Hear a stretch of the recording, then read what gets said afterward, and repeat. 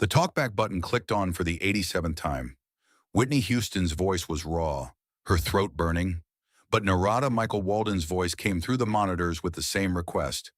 One more time, Whitney, that's not the one. It was 2:47 a.m. on a Tuesday morning in March 1985 at Tarpon Studios in San Rafael, California. Whitney was 21 years old, working on her debut album, and about to learn the difference between singing a note perfectly and singing it like your life depends on it. If you've ever been pushed past your breaking point only to discover your greatest strength, make sure to subscribe and hit that thumbs up button. This story proves that sometimes the magic happens when we stop trying to be perfect. The song was How Will I Know?, a track that would eventually hit #1 on the Billboard Hot 100 and define an entire generation's sound. But right now, in this moment, it was just a nightmare of repetition that was pushing Whitney Houston to her absolute limit. Narada Michael Walden was already a legend by 1985. He'd produced hits for Aretha Franklin and Starship. He had a reputation in the industry. Brilliant, visionary, and absolutely relentless in pursuit of perfection. But Whitney didn't care about his resume right now. All she cared about was that her vocal cords felt like sandpaper. Her confidence was shattered. And this man kept asking her to sing the same 4-second phrase over and over again. The phrase in question was the final chorus, that iconic moment where Whitney belts, "How will I know?" holding that final note with a power that would eventually become one of the most recognizable moments in 1980s pop music. But getting there was destroying her. Take one had been at 8:30 p.m. the previous evening. Whitney had nailed it. Perfect pitch, perfect breath control, perfect everything. She'd looked through the glass at Narada, expecting the thumbs up. Again, he'd said simply. Take 15 had been around 11 p.m. Whitney was still fresh, confident. Her voice was warmed up, hitting every note with the precision Sissy Houston had drilled into her since childhood. One more, Narada had said. Take 37 had been around 1 a.m. The other musicians had gone home. The engineer, David Fraser, was starting to look uncomfortable. Whitney's voice was beginning to show signs of fatigue, a slight rasp creeping in, her breath control not quite as effortless.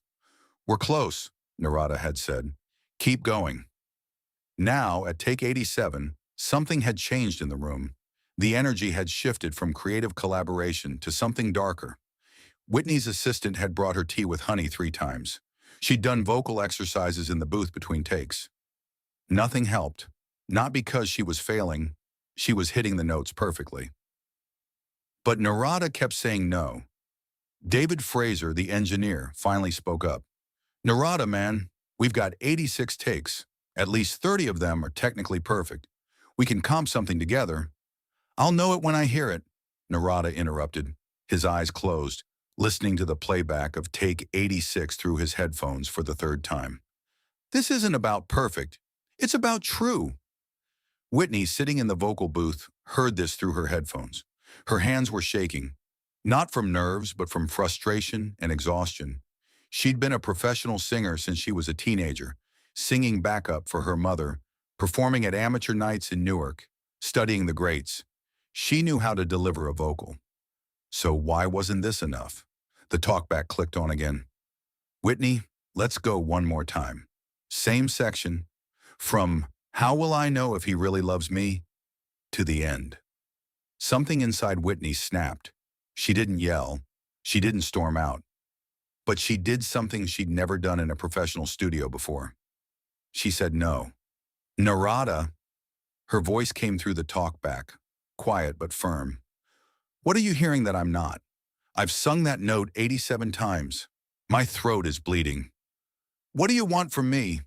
The control room went silent. David Fraser's hands froze on the mixing board. Narada's assistant stopped taking notes. No one said no to Narada Michael Walden. Narada leaned forward and pressed the talkback button. His voice, when it came, wasn't angry. It was gentle, almost sad. I want to hear you want something, Whitney. You're singing the note. You're not reaching for it. You sound like you know you'll hit it. I need to hear doubt. Whitney's face, visible through the studio glass, showed complete confusion. You want me to sound unsure? That goes against everything I've been taught. That's bad technique. No, Narada said, standing up now, walking closer to the glass so she could see his face. I want you to sound human. Right now, for 87 takes, you've sounded like a vocal machine. Perfect pitch, perfect placement, perfect everything. But you know what? Perfect doesn't make people feel anything. I need the take where you're not sure you'll make it, but you do anyway. Whitney stared at him through the glass. In her mind, she was hearing her mother's voice from years of training. Control your instrument.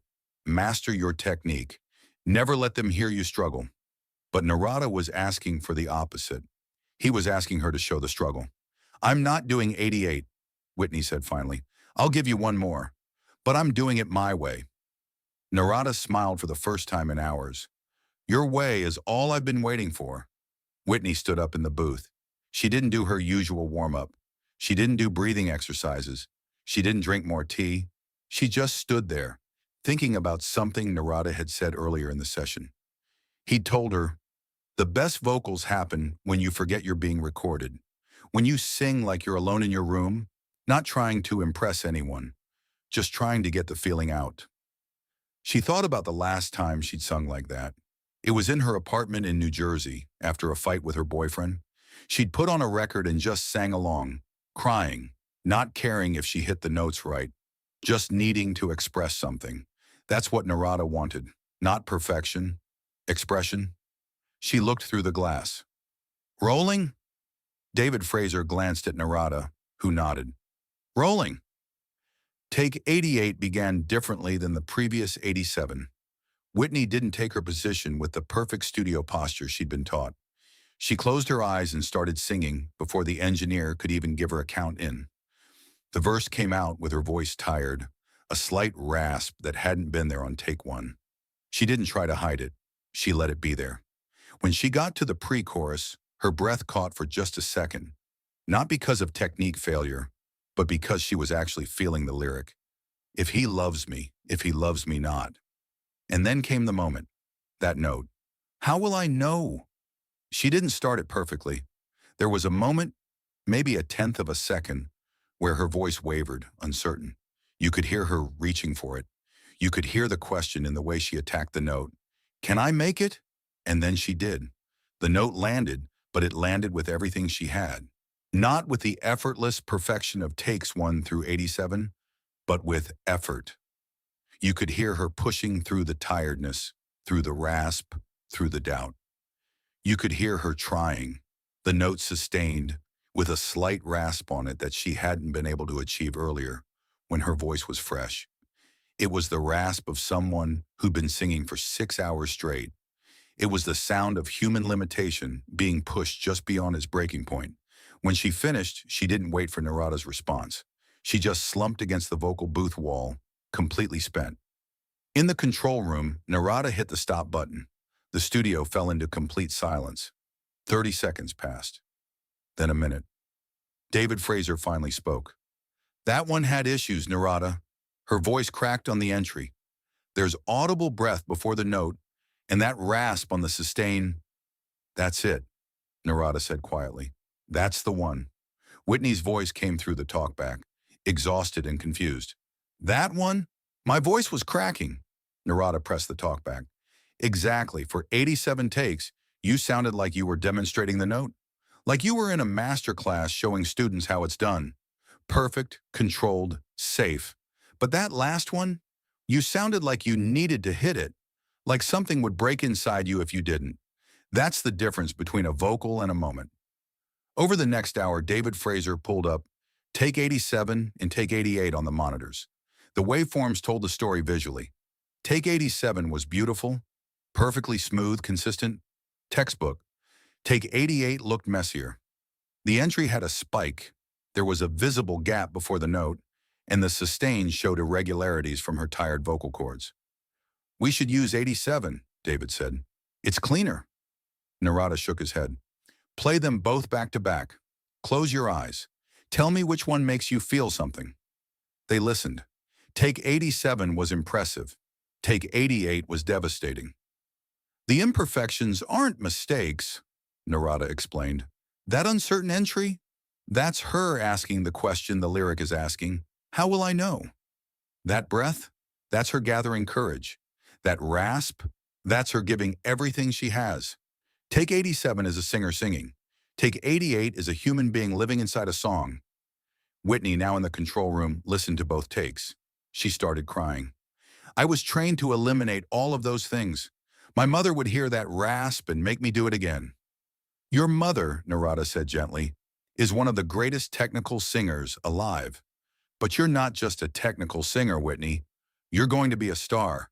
And stars don't just sing notes. They make people feel notes. That rasp, that breath, that moment of doubt, that's you. That's what people will remember 30 years from now. He kept every flaw in Take 88. The uncertain entry, the audible breath, the rasp. He didn't comp it with the perfect takes. He didn't auto-tune, which didn't exist yet, or time-align. He kept it raw. How Will I Know was released in November 1985. It went to #1 on February 15th, 1986, and stayed there for 2 weeks. The song became one of the defining moments of 1980s pop music. And that note, How Will I Know, became one of the most iconic vocal moments Whitney Houston ever recorded. But here's what most people don't know. Somewhere in Narada Michael Walden's archive, there are 87 perfect takes of that exact moment. Technically flawless, pitch perfect, controlled, safe. None of them would have become iconic. None of them would have made people feel what they felt when they heard Take 88. In a 2015 interview, Narada reflected on that session. Every producer wants perfect takes.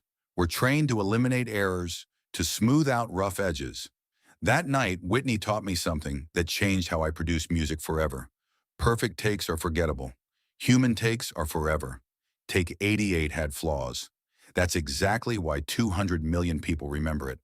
The session had lasting impact. David Fraser started keeping imperfect takes. Other producers began rethinking their pursuit of perfection. Narada went on to produce Mariah Carey and Aretha Franklin, always sharing the Whitney Take 88 story with them first. I tell them, Narada said, that somewhere between Take 1 and Take 87, you're trying to be perfect for me, for the producer, for the record label, for the critics.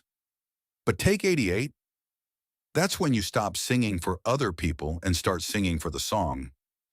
That's when magic happens. Whitney herself rarely talked about that session publicly, but in a 1999 interview, she admitted, I learned something that night that I had to keep learning over and over throughout my career. Perfection is impressive, but vulnerability is unforgettable. The songs that people remember aren't the ones where I showed off my range. They're the ones where I showed my heart. The legendary Take 88 became a turning point not just in Whitney's career, but in how an entire generation of producers and singers thought about vocal performance. It proved that sometimes the best take is the one where you can hear the effort, the struggle, the humanity. Today, music students and vocal coaches still reference the How Will I Know vocal as a masterclass in emotional delivery. What they don't know is that it was born from frustration, exhaustion, and a young singer's brave decision to stop trying to be perfect and start trying to be real. Have you ever delivered your best work when you finally stopped trying to impress everyone and just let yourself be human? Share your story in the comments below. And if this story moved you, don't forget to subscribe for more untold stories from music's greatest legends.